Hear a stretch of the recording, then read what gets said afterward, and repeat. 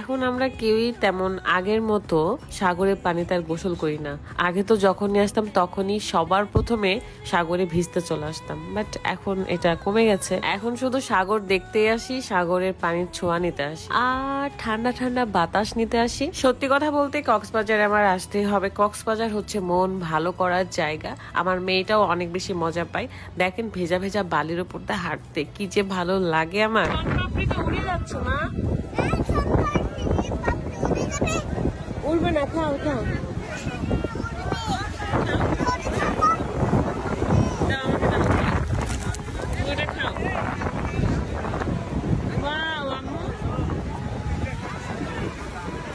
এই যে আমার আরেকটা মা, কিউট একটা মা, আর এদিকে ভাবির সাথে রুকাইয়ার ড্রেস এত ম্যাচিং হয়েছে, দুজনকে খুব সুন্দর লাগছিল। রুকাইয়া তো মনে হচ্ছে পেট ভরে শনপাপড়ি খাবে, সেই তখন থেকে একটা শনপাপড়ি খেয়ে যাচ্ছে। আর আমি এখন আপনাদেরকে ভিড়টা দেখাবো, মানে কোটি কোটি কোটি কোটি মানুষ আছে এই সমুদ্রের পাড়ে। কেন জানি সুগন্ধা বিচে সবাই আসে, এই কারণে এত বেশি ভিড়। তার মধ্যে আজকে ছিল শুক্রবার, তো বেশি ওয়েট না করে এখন আমরা চলে যাব খাওয়া দাওয়া করতে। আমরা এত রিল্যাক্সে আছি আসার পর থেকে, মানে হোটেল আর খাওয়া দাওয়া আর ঘুরে বেড়ানো। কক্সবাজারে 3 দিন আছি, বাট সাগরের তীরে আজকে প্রথম আসলাম, মানে সুগন্ধা বিচে আজকে প্রথম আসলাম। তো নেক্সট ভিডিওতে ভাবতেছি প্যারাসিলিং করব, যদিও এর আগে করেছিলাম, আবারও করতে ইচ্ছা করতেছে।